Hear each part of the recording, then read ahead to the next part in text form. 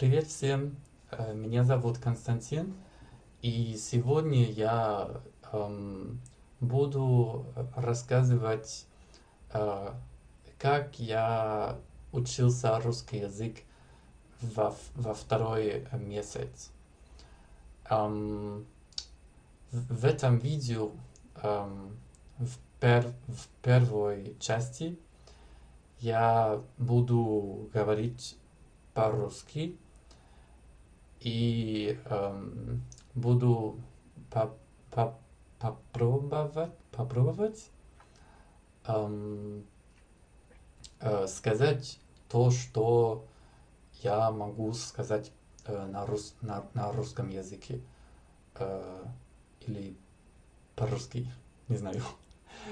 И во второй части я буду говорить по-английски и буду объяснять, эм, как я, как я учился русский язык в, в этом, в этой в этом месяце.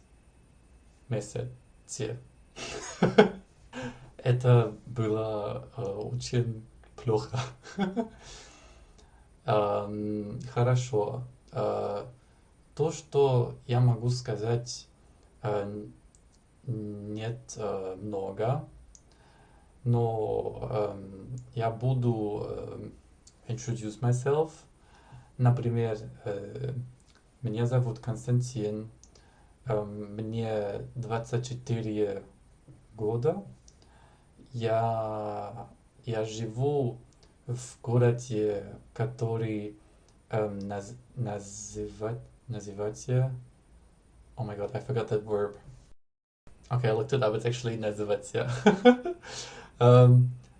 Я только что сказал, что я живу в городе, который называется Хайдельберг, и этот город эм, в, на западе Германии, но я поехал из Лейпцига, и Лейпциг это город в, во восток, в востоке Германии. Мне нравится учить язык, языки, и я уже учился, я уже поучился эм, испанский язык и китайский язык, эм, но русский язык я еще не могу говорить очень хорошо. Как вы можете видеть? Okay, so I think that's enough to get you guys a glimpse of my current level in Russian. As you see, it's still very basic. I'm having a hard time with some of the grammar patterns, mixing up cases and words and tenses and endings and everything. But I'm like starting to get a feeling for what certain endings look like in certain cases, and since I'm like a very grammatical person, I'm like trying to approach the language from a very like grammatical point of view. So I like try to look at like, okay, this has to be instrumental or like dative case, and what ending has to go there. Like instead of memorizing certain phrases, I like really go from like the structure of the language and try to like build the sentences myself, which results in what you just saw, which is like basically very slowly like constructing sentences. Also, now that I just rewatched what I just recorded in Russian, I obviously already noticed a lot of mistakes. So don't bother correcting them. I'm pretty much aware of them. Like I know it's not Vostokie, it's like Navastokie, stuff like that. But I still just left in the video to get you guys a feeling of what my Russian is like, without any like pre-recording, pre-memorizing sentences and phrases, and just like jumping right in. As I was trying to express in the Russian part, the second part of this video is going to be like the last video where I like kind of explain the things that I noticed while I'm studying this language, starting with the alphabet because I didn't even talk about it in the last video. So to be honest, I actually kind of already knew the alphabet before I started learning Russian. As I said in my last video, I'm from Eastern Germany, so I kind of had like contact with the Russian language a little bit through my parents who back in the days when they were kids were forced to learn the language. And I always thought like it's interesting and I really like scripts of different languages, so I just bothered memorizing them I don't know, a couple of years ago. And also, I have to say they're like pretty much the same as the Latin alphabet. Obviously, like I don't really get it when people go like, "Oh, you're learning Russian. You have to like learn a whole new alphabet. Like what the fuck? It's so crazy. It looks so different." I'm like, no, it doesn't. It's literally the same thing, and they like exchange a couple of them, and then Russian has a couple of letters that the Latin alphabet doesn't have, and the other way around. But then other than that, it's fine. It's not like you're learning Korean alphabet, which is like constructed to like other things and then or like Chinese characters, which are like a whole different topic, and you have to like learn so many more than just 30 symbols that are pretty much the same as Latin alphabet. So let's look into the stuff that I actually learned during our language exchange sessions. I think I talked about my tandem partner in my last video, so I'm not going to touch on that again.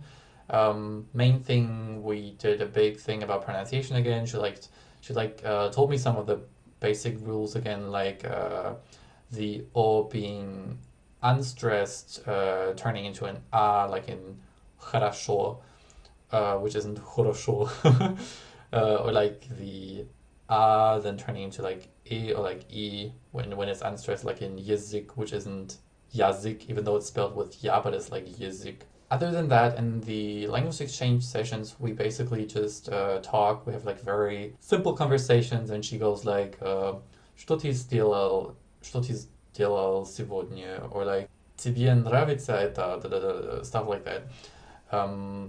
And then I like try to say something, and it's probably wrong, and then she like says it again, and I don't understand it, so I go like, "Ты можешь написать это?"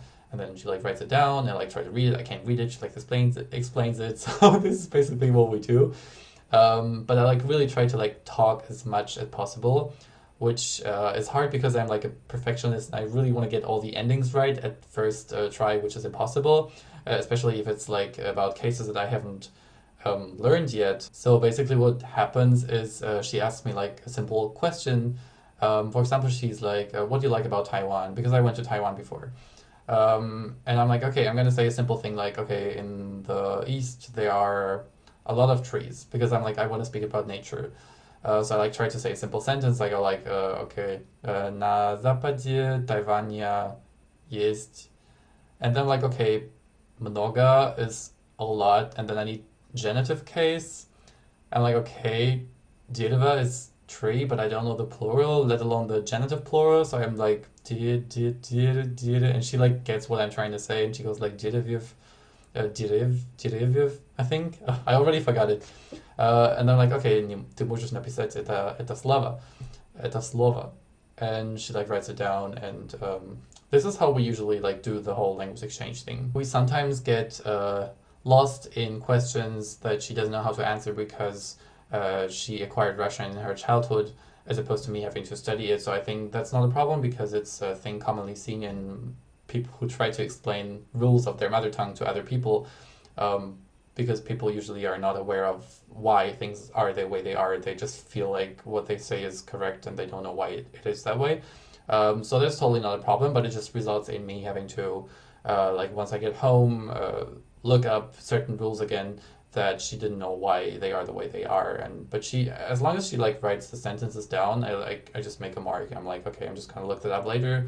And actually it's a good thing because it gives me a way to take the time to really like read into that rule, because like people have published blog entries and blog posts and YouTube videos on like one specific thing that I can just really take the time to like learn on its own. One thing is, for example, directionality of verbs. Like Russian native speakers usually wouldn't know when to use идти and when to use ходить, or when to use ехать, when to use ездить, when to use лететь versus летать.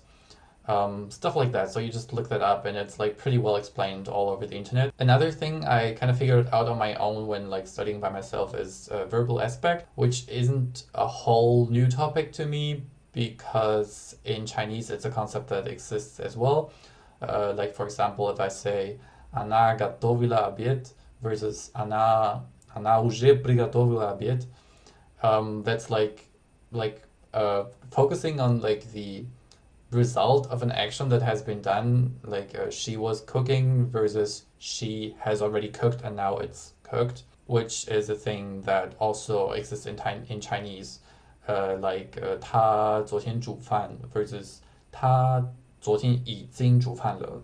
So they have like this le, which kind of like marks the perfective aspect, just like the prefixes in Russian.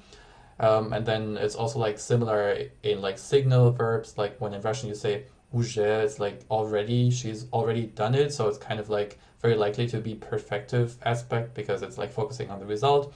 And then in Chinese the 已经 is the same thing, it just means already, and it's likely to occur with the perfective marker le in the end. There's also another similarity I noticed between German and Russian, which is they use different verbs for standing, lying, and hanging, and possibly others, depending on whether it's a state or an action. Like, do I say the book is lying on the table, or I put the book on the table? Like, I don't even know how it works in English. But at least for like hang and stand, it's like I hang something in the wardrobe, or it hangs there. It's like the same verb in English. But in German, like for stehen and stellen, like does it stand there or do I stand it there? And like liegen versus legen, like liegen is like it lies there, and legen is I put it there. This is also something that Russian does, which I think is very convenient because for me it's like, oh, it's so easy to understand because it totally makes sense to me. I think in Russian it's класть and лежать for like it lying there versus me putting it there, and then it's stavить versus стоять, which also is like me putting it there, me standing it there versus it already standing there. And then for like hanging, it's вешать and висеть. Which brings me to my final topic, which is resources that I found helpful while studying Russian on my own. One of which is an amazing YouTube channel called About Russian in Russian. So it's this lady who explains Russian grammar and Russian concepts and everything about Russian language in Russian, but she like uses simple Russian, and I just really like the way she like explains it. She takes a lot of time. She makes like notes on a whiteboard behind her. So even if I don't understand any of what she says, I can still see the rules from what she's written behind her. And I noticed that it improved my Russian listening skills a lot because the good thing is she uses a lot of like set phrases or like a lot of like limited vocabulary that's necessary for explaining stuff connected to like verbs and endings and changing endings and nouns and adjectives and stuff like that. But then other than that, she obviously doesn't need a lot of vocabulary, so she like reuses a lot of the words, and once you like know all the words and she just like reuses them in different like sentences explaining Russian grammar, that's like very helpful because you don't struggle because of unknown vocabulary, but you can just like re-listen and re-listen and re-listen again, and at some point I just like they're like videos that I'm like, oh my god, I like literally understood all of what she just explained in Russian about Russian. I'm like, whoa. Second resource I found super helpful is a podcast by a girl named Anya, and she basically talks about everyday things in Russia and about Russians, but in Russian, and she like talks very, very, very slowly and like pronounces every word very like well. So it's very good for like beginner listening to actually start actively listening to the language being spoken without being completely overwhelmed by speed or like amount of vocabulary. And that's it for today. If you like the video, give it a thumbs up. If you want to continue joining me on my journey towards proficiency in the Russian language, feel free to leave a subscribe. And then that's it. See you next time. Bye.